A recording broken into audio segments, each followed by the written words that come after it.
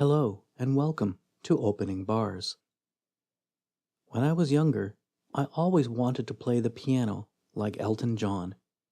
Sure, Benny and the Jets, Rocket Man, and Crocodile Rock were fan favorites, but I think I really responded to his musical sensitivity more than any other. Bernie Taupin, Elton's longtime lyricist, has said that it was more usual that he supplied the lyrics first and Elton the music later. But in this rare instance, Elton was noodling around and set upon the chord progression with the lyrics, "What have I got to do to make you love me?" And the title line, "Sorry seems to be the hardest word," just popped into Bernie's head. Taupin recounts that a few minutes later, the song was essentially written. What is really fascinating is the intriguing harmonic movement, and later the chord inversions that are used as voice leading material. We are using the treble clefs here for this excerpt, switching to a bass clef in the left hand about halfway through, with a key signature of 2 flats, so that would indicate either a B flat major or G minor tonality. And the time signature is 4/4. I think if you've heard this piece, you may already innately know that the overarching tonality is minor. At its core, we are dealing with a 4-measure phrase. 2 bars of G minor, 1 of C minor, and then a perfect authentic cadence, returning to the tonic G minor in measure 5, which is the beginning of the verse.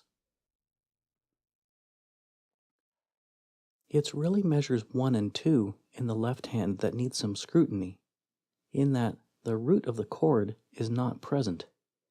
We have a descending chromatic sequence beginning on the 7th degree, working its way down to the 5th.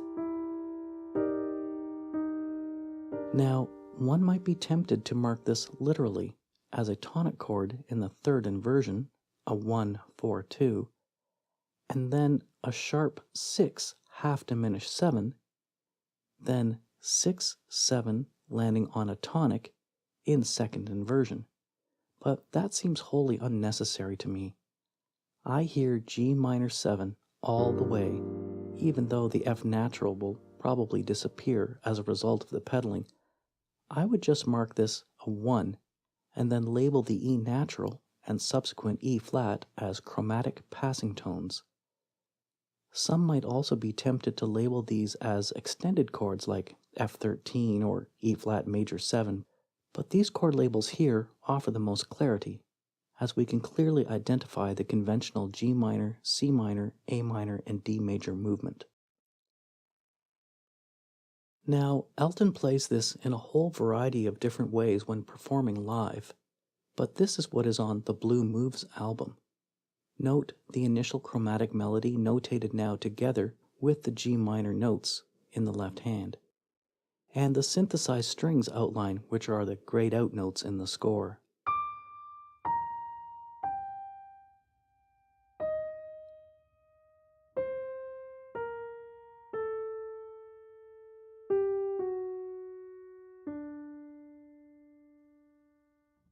The actual piano melody notes begin on beat 4 in measure 2, and are in black.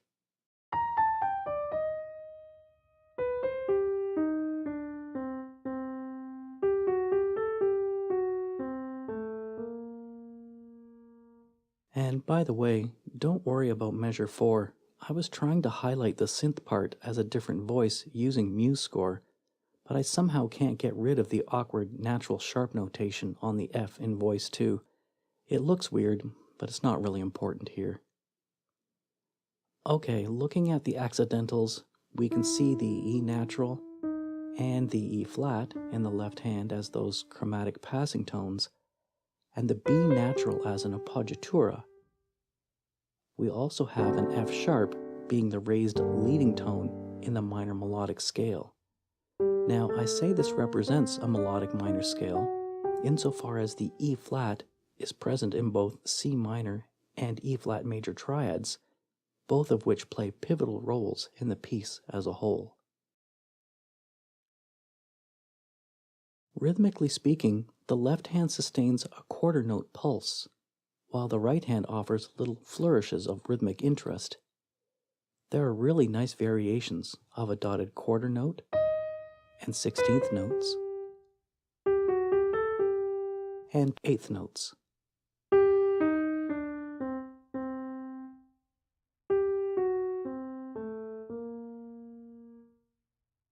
The important part here is, for me, to use the quarter notes like a heartbeat, something you may not always be conscious of, but is always there. I would stay close to the side of rhythmic precision and not try to over-romanticize this with excessive rubato. I'm never really a big fan of that anyway. While the left-hand dynamics should remain stable and unobtrusive, the right hand can enjoy much more dynamic range without introducing unnecessary horizontal rhythmic fluctuations. By that, I mean the individual velocities of the individual notes themselves can be subject to a high degree of variation. For example, let me play this two ways for you now. One way is I'll make both the left hand and the right hand about 50% velocity. So you should perceive a complete uniformity in the dynamic range.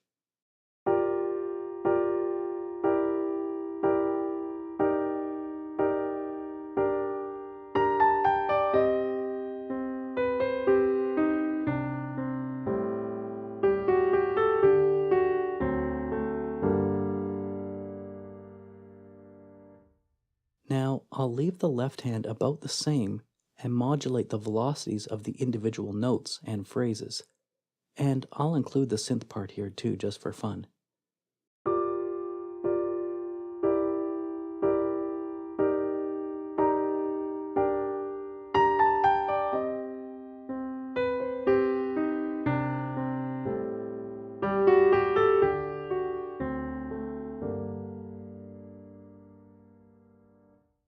So, which one did you respond to more? I'm guessing it was example number 2. Note that melodies don't always have to have an arc that only encompasses the whole phrase. Sometimes they can ebb and tide within the framework as well. So let's look at an enrichment opportunity now. I can't help but deviate from our normal inquiry to look at the fascinating progression that occurs later in the song. Here, Elton is using chord inversions to descend chromatically in the bass, imitating what he first introduced in the opening measures. Look how cleverly he cycles seamlessly through the chords, setting up the progression with the relative major B flat to the 5 first inversion, and then moving to the E flat in first inversion, D major in first inversion, B flat major in second inversion, C7 in first inversion, and back to E flat, setting up the same A half diminished 7 chord to the tonic G minor cadence. And then he repeats the whole thing again for emphasis.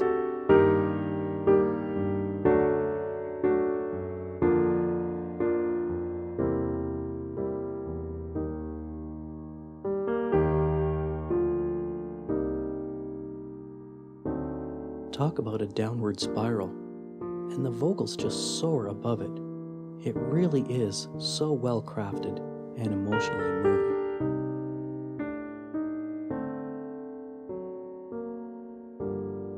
I hope you enjoyed your lesson today. Remember, don't just play notes, make music. Until next time, thanks for listening.